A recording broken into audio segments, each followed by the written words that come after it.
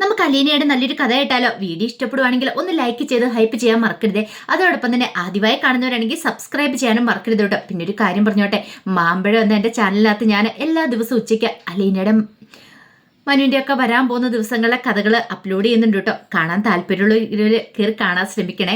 അങ്ങനെ നമ്മൾ കാണുന്ന ഒടുവിൽ ബബിത മുറിയിലേക്ക് ചെല്ലുമ്പോഴത്തേന് കൃഷ്ണമോള് ചോദിച്ചു, എന്തായി അവിടുത്തെ കാര്യങ്ങൾ? അച്ഛനും അമ്മയും തമ്മിലുള്ള വഴക്ക് കഴിഞ്ഞോ?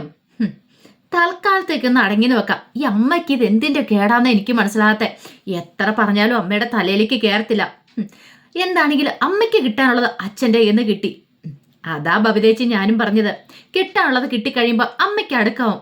എത്ര പറഞ്ഞാലും അമ്മയുടെ തലയിലേക്ക് കയറില്ല. അച്ഛൻ തുടങ്ങിയിട്ടേ ഉള്ളൂ. അല്ല, നമ്മൾ മക്കൾക്ക് പോലും അമ്മയുടെ സ്വഭാവം പിടിക്കുന്നില്ല. പിന്നെ ആർക്കാ പിടിക്കുന്നേ? എന്തു പറഞ്ഞാലും ഓരോന്ന് കുത്തി കുത്തി പറഞ്ഞുകൊണ്ടിരിക്കും. ഇപ്പൊ തന്നെ ആ സ്വർണത്തിന്റെ പണത്തിന്റെ കാര്യമൊക്കെ ചോദിക്കണ്ടെന്ന് പറഞ്ഞ അമ്മയോട്. ചോദിച്ചേ മതിയാവളെന്ന് അമ്മ. ഇത് കേട്ടോണ്ടാണ് രോഹിത് അങ്ങോട്ടേക്ക് വരുന്നത്. എന്നിട്ട് കാര്യങ്ങൾ തിരക്കി. അപ്പോഴേക്കും രോഹിത്തിനോട് കാര്യങ്ങൾ പറഞ്ഞു. ഓഹോ, അപ്പൊ അങ്ങനെയാണല്ലേ. ഈ അമ്മയോട് എത്ര വട്ടം നമ്മൾ പറഞ്ഞ അച്ഛൻ വരുമ്പോ ഇതിനെക്കുറിച്ചൊന്നും ചോദിക്കരുതെന്ന്. അതെ, ചോദിച്ച് വാങ്ങാനുള്ളതൊക്കെ വാങ്ങട്ടെ രോഹിയേട്ടാ. ഇനിയിപ്പം നമ്മളൊന്നും മിണ്ടാൻ പോണ്ട. അമ്മയ്ക്ക് കിട്ടാനുള്ളതൊക്കെ അമ്മ വാങ്ങിച്ചു കൊടുത്തോളൂ എന്ന് ബബിത പറഞ്ഞു. ബബിതയ്ക്ക് നല്ല ദേഷ്യമായിരുന്നു. ഏറ്റവും കൂടുതൽ ദേഷ്യം ബബിതയ്ക്കാണ്. ഇതേ സമയത്ത് അവധിക്കുട്ടിച്ചാൻ സ്റ്റാലിനെ ചോദ്യം ചെയ്തുകൊണ്ടിരിക്കുകയാണ്. അലീനെ ആ വീട്ടിൽ കയറ്റി താമസിപ്പിച്ചെന്ന് പറഞ്ഞോണ്ട്, എടാ നിനക്ക് ഇത്തിരി ബോധം എന്ന് പറയുന്ന എന്തെങ്കിലും ഒരു കാര്യമുണ്ടോ? ഉണ്ടെങ്കിൽ അവളെപ്പോലെ ഒരു പെണ്ണിനെ ഇവിടെ കൊണ്ട് നിർത്തേണ്ട കാര്യം ഉണ്ടായിരുന്നു. അത് പിന്നെ അപ്പച്ചൻ അറിയാലോ, 23 വർഷക്കാലം ഓർഫനേജ് കഴിഞ്ഞല്ലേ അവള്. ആയിക്കോട്ടെ എന്ന് പറഞ്ഞാലും, എടാ അവളെ ഞാൻ പുന്നലൂർക്ക് കൊണ്ടുപോയിക്കോളാം. അവിടുന്ന് ഞാൻ വേറെ എങ്ങോട്ടേലും കടത്തിക്കോളാം. ഞാൻ പറഞ്ഞല്ലോ, നീ അവളെ എന്നോടൊപ്പം ഒന്ന് പറഞ്ഞു വിട്ടാൽ മതി. അപ്പച്ച അതൊന്നും നടക്കുന്ന കാര്യമില്ല. അവളെ ഞാൻ ഒരിടത്തേക്കും പറഞ്ഞു വിടില്ല. ഇനിയിപ്പോൾ ഇതിൻ്റെ പേരിൽ അപ്പച്ചൻ എന്നോട് പിണങ്ങിപ്പോയാലും ശരി. സ്റ്റാലിനി തൻ്റെ ആ തീരുമാനത്തിൽ നിന്ന് വ്യതിചലിക്കാനായിട്ട് ഒരുങ്ങിയിട്ടുണ്ടായിരുന്നില്ല.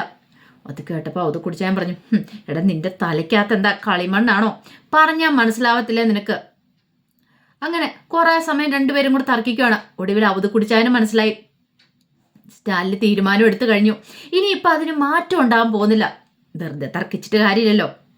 എന്താണെങ്കിലും ശരി, എനിക്ക് അവളെ ഒന്ന് കാണണമെന്ന് പറഞ്ഞു. അപ്പച്ച അവൾ ഇങ്ങോട്ടേക്ക് വരത്തില്ല. അതെന്താടാ? നമ്മൾ മദ്യം കഴിച്ചുകൊണ്ടിരിക്കുന്ന സ്ഥലത്തേക്ക് അവൾ വരത്തില്ല. ഓ, അവൾ അത്രയ്ക്ക് വലിയ ആളാണെന്ന് ചോദിച്ചു. അതല്ല, അവൾക്ക് ഇഷ്ടമില്ലേ മദ്യപാനം കാര്യങ്ങളൊക്കെ. എങ്കിൽ കുഴപ്പമില്ല, നമുക്ക് അങ്ങോട്ടേക്ക് പോയി കണ്ടു കളയാം. എന്താ? അപ്പച്ചനൊരു കാര്യം ചെയ്യാം, ഹാളിലേക്ക് വാ, ഞാൻ അവളെ വിളിപ്പിക്കാന്ന് പറഞ്ഞു. അങ്ങനെ ആൻ്റപ്പനെ വിളിച്ചു. അലീനയോട് ഇങ്ങോട്ടേക്ക് വരാൻ പറ എന്ന് പറഞ്ഞു. അങ്ങനെ ആൻ്റപ്പൻ അനിലിനോട് എത്തിയെന്നു. ദേ കുഞ്ഞിനെ കേണൽ സാബ് വിളിക്കുന്നുണ്ട്. എന്താ ആൻ്റപ്പൻ ചേട്ടാ? അതെ, അത് കുടിച്ചാൻ വന്നിട്ടുണ്ട്. മിക്കവാറും കുഞ്ഞിനെ കെട്ടിക്കാനാന്ന് തോന്നുന്നത്. എന്നെ കെട്ടിക്കാനാ? അതേന്നേ, നല്ല ദേഷ്യത്തിലാ വന്നിരിക്കുന്നേ. മിക്കവാറും കുഞ്ഞിനെ പറഞ്ഞു വിടാനുള്ള വരവാന്നാ തോന്നുന്നേ. ഓ അങ്ങനെയാണോ? അലീനയുടെ മുഖത്ത് ചെറിയൊരു പുഞ്ചിരിയൊക്കെ ഉണ്ടായി. അങ്ങനെ അലീന ചിരിച്ചുകൊണ്ടാണ് ഹാളിലേക്ക് വരുന്നത്. വന്നു കഴിഞ്ഞപ്പോൾ അവധ് കുടിച്ചാനും ഉണ്ട്, സ്റ്റാലിയും ഉണ്ട്. അവധ് കുടിച്ചാനൊന്ന് നോക്കി, ആ കണ്ണടയൊക്കെ ഒന്നുകൂടെ ഒന്ന് ശരിക്കും വെച്ച് നോക്കി. തൻ്റെ ചിന്നമ്മ നടന്നു വരുന്ന പോലെ തന്നെയുണ്ട്. അന്തം വിട്ട് നോക്കുകയാണ്. അപ്പോഴേക്കും സ്റ്റാലി അവധ് കുടിച്ചാനെ നോക്കി. അങ്ങനെ അലീന മുന്നിലേക്ക് വന്ന് അവധ് കുടിച്ചാനെ നേരെ നോക്കി ഇങ്ങനെ കൈകൂപ്പണം. ആദ്യമായിട്ട് കാണുന്നതാണല്ലോ, തൻ്റെ വെല്ലിപ്പച്ചനാന്നുള്ള കാര്യവും മനസ്സിലായി. അപ്പോഴേക്കും അലീനയോട് സ്റ്റാലി പറഞ്ഞു, നീ ഇങ്ങോട്ടേക്ക് മാറി നിൽക്കാൻ പറഞ്ഞു. ഇച്ചിരി അടുത്തേക്ക് ഇച്ചിരി നീങ്ങി നിൽക്കാൻ പറഞ്ഞു. അങ്ങനെ നീങ്ങിപ്പോൾ അവധ് കുടിച്ചാൻ അടിമുടി ഒന്ന് നോക്കുകയാണ്. ആ സമയത്ത് അവധ് കുടിച്ചാൻ്റെ നോട്ടം കണ്ടിഞ്ഞപ്പോൾ സ്റ്റാലി പറഞ്ഞു, അപ്പച്ച ഇതാണ് എന്ന് പറഞ്ഞു. പെട്ടെന്ന് തന്നെ അവധ് കുടിച്ചാനെ നോക്കിക്കൊണ്ട് അലീന ചോദിച്ചു, അല്ല പേരെന്താന്ന് ചോദിച്ചു. അപ്പോഴേക്കും അലീനയെ നോക്കിക്കൊണ്ട് അവധ് കുടിച്ചാനല്ല മറുപടി പറഞ്ഞത്, സ്റ്റാലിയാണ് പറഞ്ഞത്. ഇത് എൻ്റെ അപ്പച്ചൻ അവധ് കുട്ടി എന്ന് പറഞ്ഞു. അപ്പോഴേക്കും അവധ് കുടിച്ചാൻ പറഞ്ഞു, കൊട്ടാരം മറ്റത്തില് അവധ് കുടിച്ചാണെന്ന് ഞാൻ അറിയപ്പെടുന്നേ. ബാക്കിയും കൂടെ പൂരിപ്പിച്ചു. എന്നാലും അലീനയുടെ മുഖത്തൊന്നുള്ള ആ നോട്ടം മാറ്റിയിട്ടുണ്ടായിരുന്നില്ല. വല്ലാത്തൊരു ജിജ്ഞാസയോട് കൂടിയിട്ടാണ് നോക്കിയത്. അപ്പോഴേക്കും സ്റ്റാലിനി പറഞ്ഞു, എന്താ അപ്പച്ചാ നോക്കുന്നേ? ചിന്നമ്മ എന്ന് പറഞ്ഞു. സ്റ്റാലിനിക്ക് കാര്യം മനസ്സിലായി. അപ്പോഴേക്കും സ്റ്റാലിനി പറഞ്ഞു, അതെ നിങ്ങൾ സംസാരിച്ചുകൊണ്ടിരിക്കുക, ഞാൻ ഇത്തിരി കഴിയുമ്പോൾ വരാം എന്ന് പറഞ്ഞു. അല്ല അത് പിന്നെ സ്റ്റാലിനി അങ്ങോട്ടേക്ക് പതുക്കെ നൈസായിട്ട് ഒഴിവായി കഴിഞ്ഞപ്പോഴത്തേനും അലീന വന്നിട്ട് ചോദിച്ചു, അല്ല എപ്പോഴാ വെല്ലിപ്പിച്ച? ഞാൻ ഒരിടത്ത് പോകണ്ടേ? ബാഗും പെട്ടിയൊക്കെ ഞാൻ പാക്ക് ചെയ്ത് വെച്ചിരിക്കുക. പോകാനോ? എങ്ങോട്ട്? അല്ല, ആൻ്റപ്പൻ ചേട്ടൻ എന്നോട് പറഞ്ഞിട്ടുണ്ടായിരുന്നു, വല്യപ്പച്ചൻ വന്നിട്ടുണ്ട്, ഞാൻ ഇവിടുന്ന് പോകേണ്ട വരുമെന്ന്. വല്യപ്പച്ചൻ എന്നുള്ള ആ വിളിയും കാര്യങ്ങളൊക്കെ അത് കുടിച്ച് ഞാൻ പ്രത്യേകം ശ്രദ്ധിച്ചു. അവനിട്ട് ഞാൻ വെച്ചിട്ടുണ്ട്. അവനോട് ആരാ പോലും അങ്ങനെ പറഞ്ഞത്? എന്നിട്ട് കൃത്രിമ ദേഷ്യത്തോട് കൂടിയിട്ടൊക്കെ അത് കുടിച്ച് ഞാൻ പറയണ. അലീന ഒരു അമ്പരപ്പോട് കൂടിയിട്ടാണ് നോക്കുന്നത്. അത് കുടിച്ചാനാണ് ആകെപ്പെട്ട് ചമ്പലാപ്പേ. കള്ളം പറയാനും പറയാതിരിക്കാനും പറ്റാത്തൊരു സാഹചര്യമായിരുന്നു. അതുകൊണ്ടാണ് അങ്ങനെയൊക്കെ പറഞ്ഞത്. അപ്പോഴേക്കും അലീന പറഞ്ഞു, അതെ, വല്യപ്പച്ചൻ വീണെടുത്ത് കിടന്ന് ഉരുളൊന്നും വേണ്ട. എനിക്കും മനസ്സിലായി, വല്യപ്പച്ചന്റെ സ്ഥാനത്ത് ആരാണെങ്കിലും ഇങ്ങനെയൊക്കെ തന്നെ പറയത്തുള്ളൂ. അത് കേട്ടതും അത് കൂടി ഞാൻ ചോദിച്ചു, അതെന്താ അങ്ങനെ പറഞ്ഞേ? അല്ല, ഞാൻ ഒരിക്കലും ഇങ്ങോട്ടേക്ക് വരാൻ പാടില്ലായിരുന്നു. കാരണം എനിക്ക് ഒരിക്കലും യോജിച്ചൊരു സ്ഥലമല്ല ഇത്. അതെന്താ, നിനക്ക് ഇവിടെ വന്നിട്ട് ഇഷ്ടപ്പെട്ടില്ലേ? ഈ സ്ഥലം അത്രയ്ക്ക് മോശമാണോ? സ്ഥലം മോശമാണെന്ന് ഞാൻ പറഞ്ഞിട്ടില്ല, പക്ഷെ ഇവിടുത്തെ ആൾക്കാരും വീട്ടുകാരും ഒന്നും ശരിയല്ല. മിക്കവാറും അധികം വൈകാതെ തന്നെ എന്നെ ഇവിടുന്ന് കെട്ടുകെട്ടിക്കാനായിട്ട് വേറെ ആൾക്കാരും വരുമല്ലേ വല്യപ്പച്ചാന്ന് ചോദിച്ചു. അത് കേട്ടപ്പോൾ അത് കുടിച്ചാനൊന്ന് നോക്കി. ആ സമയം അലീന പറഞ്ഞു, എനിക്ക് പോകാൻ സമ്മതമാണ്. എപ്പോൾ വേളും പെട്ടിയും കിടക്കെടുത്തോളം ഞാൻ പോയിക്കോളാം. എനിക്ക് ഇവിടെ നിൽക്കണമെന്ന് ഒരു നിർബന്ധമില്ലെന്ന് പറഞ്ഞു. ആ സമയം അത് കുടിച്ചാൽ മനസ്സിലോർത്ത് താൻ ഉദ്ദേശിച്ച പോലൊന്നും അല്ല താൻ കരുതിയത്. ഇങ്ങോട്ടേക്ക് നുഴഞ്ഞു കയറി വന്ന ശത്രു ആയിരിക്കുന്ന കരുതിയത്. ഇവിടുന്ന് സ്റ്റാലിയുടെ സ്വത്തുക്കളൊക്കെ അടിച്ചുകൊണ്ട് പോകാൻ വന്നായിരിക്കുന്ന. പക്ഷെ അങ്ങനെയൊന്നും അല്ല സംഭവം. ഇവൾക്ക് അങ്ങനെ ഒരു ചിന്തയും കാര്യങ്ങളൊന്നും ഇല്ല. ഇവളെ കണ്ടാൽ തന്നെ അറിയാം തൻ്റെ ചിന്നമ്മയാണ്. ശരിക്കും അതേപോലെ തന്നെ ആ നടത്തം മട്ടും ഭാവം എല്ലാം അലീന ഇങ്ങനെ അവധി കുടിച്ചാൻ ഇങ്ങനെ രൂക്ഷമായിട്ട് ഇങ്ങനെ നോക്കുകയാണ്. അപ്പോഴേക്കും അലീന പറഞ്ഞു, അല്ല, വല്യപ്പച്ചൻ എന്താ കുടിക്കാൻ എടുക്കണ്ടേ? കുടിക്കാനൊന്നും വേണ്ട, അതൊക്കെ അവൻ തന്നു കഴിഞ്ഞു എന്ന് പറഞ്ഞു. മോളിവിടെ ഇരിക്കുക, എനിക്ക് കുറച്ച് സംസാരിക്കാനുണ്ടെന്ന് പറഞ്ഞു. അത് കേട്ടുകഴിഞ്ഞപ്പോഴത്തേനും അലീന ചോദിച്ചു, കുടിക്കാൻ കിട്ടിയോന്ന് ചോദിച്ചു. കുടിക്കാനൊക്കെ അവൻ തന്നു പറഞ്ഞു. അപ്പോഴേക്കും അലീനയ്ക്ക് കാര്യം മനസ്സിലായി, എന്താന്ന് മദ്യം കിട്ടിയിട്ടെന്നുള്ള കാര്യം മനസ്സിലായി. അപ്പോഴേക്കും അലീന ഒരു നോട്ടം നോക്കുകയാണ്. ആ നോട്ടത്തിൽ ഒരു സ്നേഹത്തിൻ്റെതായ ഒരു ശാസനയും കാര്യങ്ങളൊക്കെ ഉണ്ടായിരുന്നു. വന്ന ഉടനെ മദ്യം കുടിച്ചോ എന്നുള്ള രീതിയിൽ അത് കുടിച്ചാൻ ഓർത്തു. ചിന്നമ്മ ഇതുപോലെ തന്നെയായിരുന്നു, മദ്യപിച്ച് വരുമ്പോൾ ഇതുപോലെ നോട്ടവും കാര്യങ്ങളൊക്കെ ഉണ്ട്. അതേ നോട്ടം തന്നെയാണ്. ഒടുവിൽ ഇങ്ങനെ ഒന്ന് ആലോചിച്ചു. അങ്ങനെ ആലോചിച്ചിരുന്നിട്ട് അത് കുടിച്ചാൻ ചിരിക്കുന്ന കണ്ടപ്പത്തേനും ചോദിച്ചു, എന്താ അപ്പച്ചൻ എന്താ ചിരിക്കണേന്ന് ചോദിച്ചു. ഒന്നുമില്ല, ഞാൻ പഴയ കുറെ കാര്യങ്ങൾ ഓർത്താ എന്ന് പറഞ്ഞു. എന്ത് കാര്യങ്ങൾ? ഒന്നുമില്ല.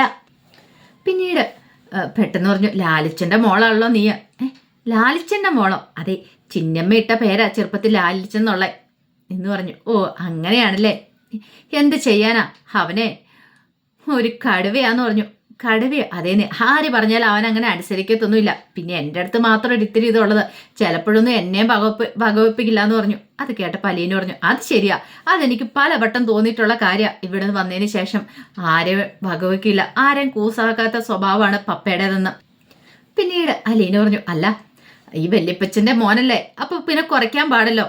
അത് ശരിയാ, എന്നെക്കാളും കൂടെ ഒരു പിടിയും കൂടെ ദേഷ്യം കൂടുതൽ അവന്, അതുപോലത്തെ സ്വഭാവമാണ്.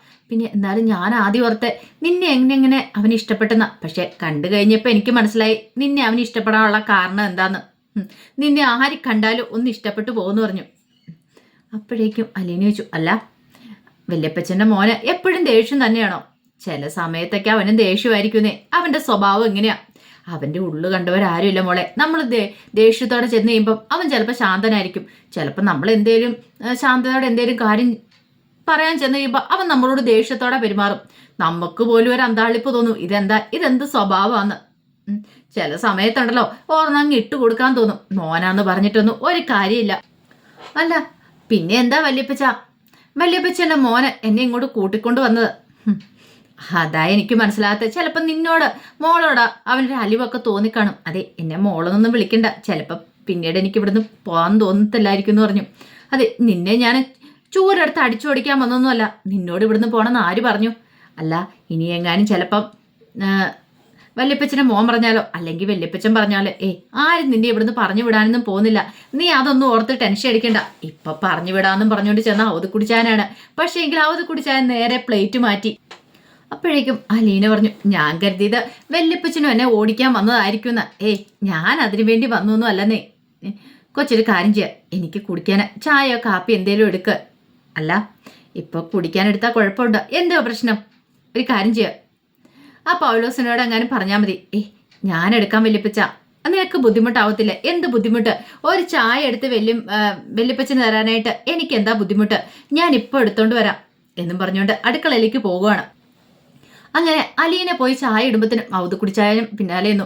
പൗലോസ് തടഞ്ഞായിരുന്നു അലീന ചായ ഇടാൻ തുടങ്ങിയപ്പോൾ വേണ്ട ഞാൻ ചെയ്തോളാന്ന്. പക്ഷെ അലീന പറഞ്ഞു വേണ്ട ഞാൻ ചെയ്തോളാന്ന് പറഞ്ഞ് അലീന തന്നെയാണ് ചായ ഇട്ടെ. അങ്ങനെ അലീന ചായ ഇട്ട് പൗലോസിന് ചായ കൊടുക്കുവാണ്. അങ്ങനെ ചായ ഇച്ചിരി ടേസ്റ്റ് ചെയ്ത് നോക്കി. സൂപ്പറായിട്ടുണ്ട്, നല്ല കായ്പുണ്യാണെന്ന് മനസ്സിലായി.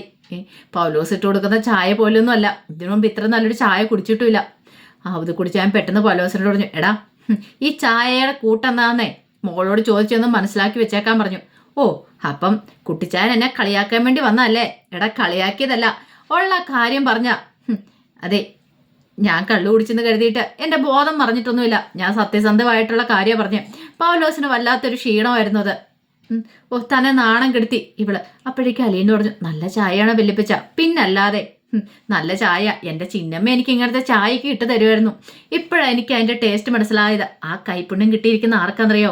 നിനക്കാന്നൊക്കെ അവത് കുടിച്ചായം പറഞ്ഞു. അത് കേട്ട് കഴിഞ്ഞപ്പം അലീനയ്ക്ക് സന്തോഷമായി. അലീനയുടെ കണ്ണൊക്കെ നിറഞ്ഞു വന്നു. അങ്ങനെ ചായയെ കുടിച്ച് കപ്പ് അലീനയുടെ കൊടുത്തിട്ട് പറഞ്ഞു, ഞാൻ ലാലിച്ചിനെ ഒന്ന് കണ്ടിട്ട് വരാമെന്നും പറഞ്ഞുകൊണ്ട് മുറിയിലേക്ക് പോകുകയാണ്. പൗലോസൊക്കെ അന്താളിപ്പോടെ നോക്കുകയാണ്. അപ്പം ഇവളെ ഇവിടുന്ന് പറഞ്ഞു വിടാൻ വന്നാന്ന് പറഞ്ഞിട്ട് പറഞ്ഞു വിടത്തില്ലേ എന്നൊരു ചിന്തയായിരുന്നു മനസ്സിലുണ്ടായിരുന്നത്. ഇവിടുന്ന് പോയില്ലെങ്കിൽ പണിയാകും എന്നുള്ള കാര്യം അറിയാം. അങ്ങനെ സ്റ്റാലിയുടെ അടുത്തേക്ക് എല്ലാം കഴിഞ്ഞപ്പോഴത്തേനും സ്റ്റാലി ചോദിച്ചു, എന്തായി? അലീനയോട് സംസാരിച്ചോ? സംസാരിച്ചു. എന്നിട്ട് വെല്ലിപ്പച്ചൻ എന്ത് തീരുമാനിച്ചു? അവളെ കണ്ടിട്ട് വെല്ലിപ്പച്ചൻ എന്ത് തോന്നി? എടാ നിന്റെ മദ്യപാനം ഇതുവരെയായിട്ടും കഴിഞ്ഞില്ലേ? തിരിച്ചൊരു ചോദ്യമാണ് ചോദിക്കുന്നത്. അതെന്താ അപ്പച്ച അങ്ങനെ ചോദിച്ചേ? എടാ ഇവിടെ ഒരു പെങ്കൊച്ചുണ്ടെന്നുള്ള വിചാരം വേണ്ടേ? ഇങ്ങനെ 24 മണിക്കൂറും മദ്യപിച്ചിരുന്നിട്ട് കാര്യമുണ്ടോ? ഓഹോ ഇപ്പം അങ്ങനെയായോ? അവളെ ഇപ്പം തന്നെ ഇവിടെ നിന്ന് ഓടിച്ചു വിടുമെന്നും പറഞ്ഞുകൊണ്ട് അങ്ങോട്ട് പോയതാണല്ലോ. എന്നിട്ട് ഇപ്പം എന്ത് പറ്റി? എടാ എൻ്റെ സകല കണക്കൂട്ടലുകളും അവളെ തെറ്റിച്ചെന്ന് പറഞ്ഞു. അതെന്താ അങ്ങനെ തന്നെ? അപ്പച്ചനല്ലേ പറഞ്ഞേ വലിഞ്ഞു കയറുന്ന ഒരു അനാഥ പെണ്ണാന്നൊക്കെ. എടാ അങ്ങനെയൊക്കെ ഞാൻ വിചാരിച്ചോണ്ടിരുന്നേ അവളെ കാണുന്നോടം വരെ. പക്ഷെ അവളെ കണ്ടു കഴിഞ്ഞപ്പോൾ എനിക്കൊരു സംശയമില്ല. എടാ അത് ചിന്നമ്മ തന്നെയാടാ. നിന്റെ അമ്മ ചിന്നമ്മ ആ നടത്തവും നോട്ടവും മട്ടും ഭാവം എല്ലാം അവളുടേത് തന്നെയാ. നിന്റെ മോളാന്ന് തെളിയിക്കാനായിട്ട് ഇനിയൊന്നും വേണ്ടാന്ന് പറഞ്ഞു. അത് കേട്ട് കഴിഞ്ഞപ്പോഴത്തേനും സ്റ്റാലി പറഞ്ഞു, ഞാൻ അപ്പോഴേ പറഞ്ഞില്ലേ അപ്പച്ച, എനിക്ക് അവളെ ഇഷ്ടപ്പെടാൻ കാരണം എന്താന്ന് ഒറ്റ നോട്ടത്തിൽ തന്നെ എനിക്കത് മനസ്സിലായതാ. അവളുടെ സ്വഭാവം. അത് കേട്ട് കഴിഞ്ഞപ്പോഴത്തേനും അത് കുറിച്ച് ഞാൻ പറഞ്ഞു, ചിന്നമ്മയുടെ പോലൊന്നല്ല. ചിന്നമ്മ ഇത്രയ്ക്ക് ഇതായിട്ട് സംസാരിക്കത്തൊന്നുമില്ല. പക്ഷെ ഇവൾക്ക് ഇവളുടേതായ തീരുമാനങ്ങളുണ്ട്. അവളുടെ ആ സംസാരത്തിൽ നിന്ന് തന്നെ വ്യക്തമാകും അത്. ഇവള് കുറച്ചുകൂടെ ബോൾഡാണ്. എന്താണെങ്കിലും ചിന്നമ്മയെ വരച്ച് വെച്ച പോലെ ഉണ്ട്. പിന്നെ നിന്റെ അടുത്ത് ഇതുപോലെ ഒരു കൊച്ചുള്ളതെന്നല്ല എന്ന് പറഞ്ഞു. അതെന്താ അപ്പച്ച അങ്ങനെ പറഞ്ഞേ? അതങ്ങനെ അങ്ങ് പറഞ്ഞ. അല്ല അപ്പച്ചൻ പോകുന്നില്ലേ? പോകുന്നുണ്ടെന്ന് പറഞ്ഞിട്ട് ഉച്ചയൂണ് കഴിച്ചിട്ട് പോയാൽ മതി. അത് വേണ്ട, എന്തായാലും വന്നതല്ലേ, 2 ദിവസം കഴിഞ്ഞിട്ട് പോവാം. അതെന്താ അപ്പച്ച അങ്ങനെ പറഞ്ഞേ? പെട്ടെന്ന് പോകാൻ വന്നായിട്ട്. ഓ എടാ ഇനിയിപ്പം എങ്ങനെയാ പെട്ടെന്ന് പോകുന്നേ? ആ കൊച്ചെന്ത് വിചാരിക്കും? അപ്പോഴേക്കും സ്റ്റാലിക്ക് കാര്യം മനസ്സിലായി. അപ്പച്ചൻ ഇവിടെ വന്ന് അലീനയെ കണ്ടതിന് ശേഷം പോവാൻ തോന്നുന്നില്ല പുനലൂർക്ക്. അതാണ് കാര്യം എന്ന് മനസ്സിലായി.